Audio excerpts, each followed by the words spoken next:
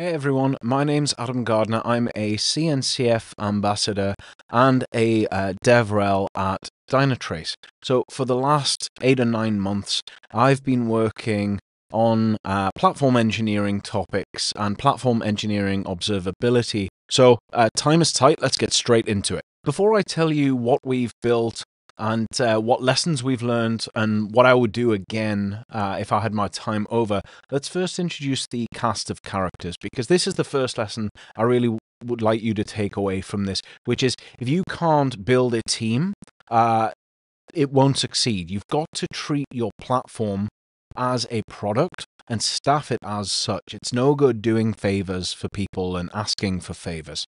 So first up, we've got Andy. Andy is a fellow CNCF ambassador. He is my colleague. And for this project, he was basically the sponsor and also a very, very knowledgeable technical contact. So I could run things past him, and say, is this right? Are we going about this the right way? And he'd give the yes or no. Next up, we've got Keptn. Now, Keptn is absolutely fantastic. She's on every single call. She's there when I need her. She's also, for this story, our Backstage expert. Next, we've got Gerhard. Gerhard is a product manager at Dynatrace on the automation side of the house, and that was critical in this platform engineering observability journey. And then we've got Michael Glass. Michael is our chief product architect at Dynatrace, so as such commands huge sway, both in terms of politics and resourcing, but also huge technical knowledge, and really is the key link to what else we're building in Dynatrace to make sure that what I was building was relevant to the wider organization. So what was I building?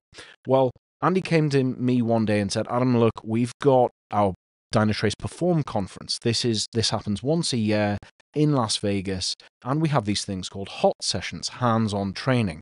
Customers get in a room, and there are about 9 or 10 rooms, and we teach them everything from dashboarding to SRE concepts to platform engineering. So Andy came to me and said, Adam, I want to do a platform engineering training for the hot day. Can we build a system? I said, yeah, sure. And he said, well, I've got a talk in 2 weeks. Can we do it in 2 weeks? I said, yeah, nice one. No, we can't. And it ended up taking about 6 months. So remember, this is a product and you're building a platform. So don't be scared to buy portions or all of it if it suits the 80%. You're not building for everyone. Lots and lots of lessons. 6 months later, we fly out to Vegas and we deliver the hands-on training session. And from the feedback from the attendees, it was very well received. And by the way, if you want to try what we built, there will be a link at the end of the video to a GitHub repo so that you can spin it up. So what we actually built was a platform of Backstage, Argo, Dynatrace, security tooling, and so on in a GitHub code space so that you can spin it up in a browser. It'll start up. You can experiment. You can see what you need to see, learn what you need to learn, and then just destroy the whole thing. So anyway, the next day we're upstairs, pressure's off.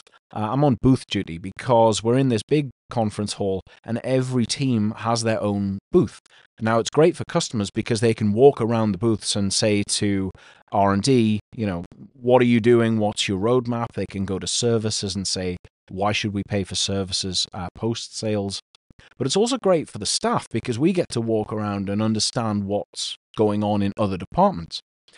And I was talking to customers, and then someone from another department walked up and she said, Adam, I've heard you're building this platform engineering demo. Run me through it. What is it?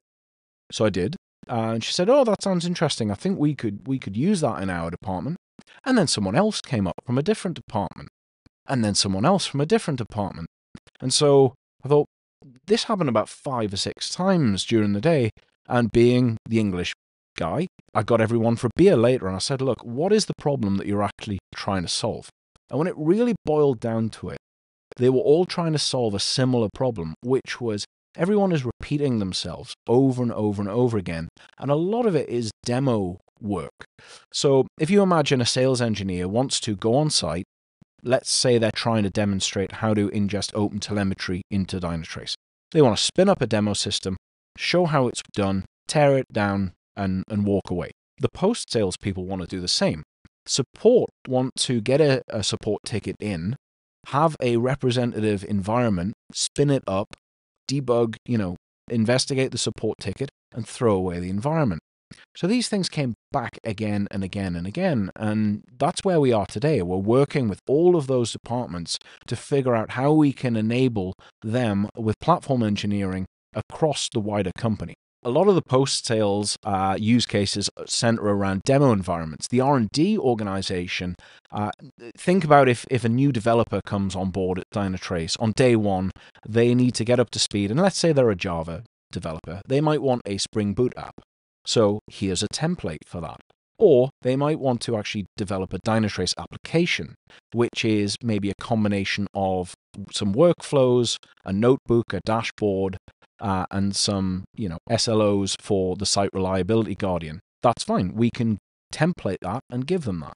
And of course, every developer needs the primitives like network and compute and database and that kind of thing. So that's really where platform engineering benefits Dynatrace on the R&D side. So what have I and the team learned throughout this process? First and foremost, treat the activity like a product. I can't emphasize that enough. You'll have heard it before today in the other presentations, but it really is true. If you can treat it like a product, because you need to resource it like a product, as I've already discussed, and you need to sell it internally. Okay, money might not be changing hands, but you really need to convince people that this product is worth carrying on, because believe me, 4 months into a 6-month journey, priorities will have changed, people may have changed, and there won't be the buzz that there was at the beginning. So you really need to treat this like a product and stay true to a roadmap.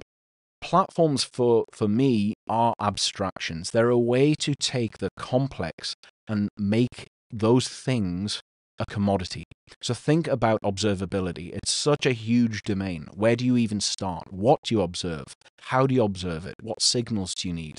A platform enables you to give someone a checkbox, and you'll see this in the hands-on demo. We've got 2 checkboxes when you onboard an app. It says include observability or not. And then the second checkbox is include security scans or not. You as an end user have no idea what that means or how it's achieved in the background. And that's really the flywheel for me. That's the leverage that you can get with a platform. You can codify this knowledge, this expert knowledge that an observability or security expert has gleaned over years, and just give it a checkbox or a drop-down. Avoid complexity. And in this scenario, we're really talking about bloat, because it's so easy and it's so tempting to say, oh, we could add this and we could do that and add this and add this. And here's actually a screenshot from the issues, the open issues on the demo repo. And I got carried away. I said, oh, we could do this and we could do this and we could do this. And look, no one's commented. Nobody actually needs this stuff. That's a good signal to me. Don't build it. Don't repeat yourself. It's software engineering 101. Do it once, do it well, and reuse that. KISS, keep it simple, silly, or stupid, depending on what you like. Don't bloat it, keep it simple, keep it lean. And the last one is develop a secure product from the get-go. It's much harder to add that in later. So we've all heard of MVP, minimal viable product. There's now a project that's getting traction called the MVSP, the minimal viable secure product. And it has backing from CISA, Salesforce, Google, Okta, Slack, and on and on and on. So MVSP basically gives you a checklist of what it means to develop enterprise-ready secure software. So take a look at that as well. Where are Dynatrace going next on this journey? Well, we maintain this demo environment, and as I've said, you're free to use this where and when you like. It's completely and fully open source. We have a number of initiatives that have been kind of identified along this way. The first was our OpenTelemetry collector distribution, which we have shipped and is now available. We're looking into crossplane and operators, so delivering config as code beyond what we've already got with Monaco and the Terraform providers. We are developing Backstage plugins because we are starting to use Backstage internally. And as I've said, most of the post-sales departments are looking to leverage dev containers and GitHub code spaces and or Gitpod internally to spin up these ephemeral, temporary environments. So don't think for one moment that this was all plain sailing. It wasn't. Of course, there were lots and lots of issues to work around. We really had to be pragmatic. We have an ivory tower vision, and then we have reality, and that's important to keep in mind as well. But the journey's been exciting. I feel like it's only beginning. We're just beginning to see the potential for platform engineering at Dynatrace. And I hope this talk has given you some tips, tricks, and ideas on how to get started or continue with your platform engineering journey. So thanks a lot for your time, and I'll see you again soon. Bye.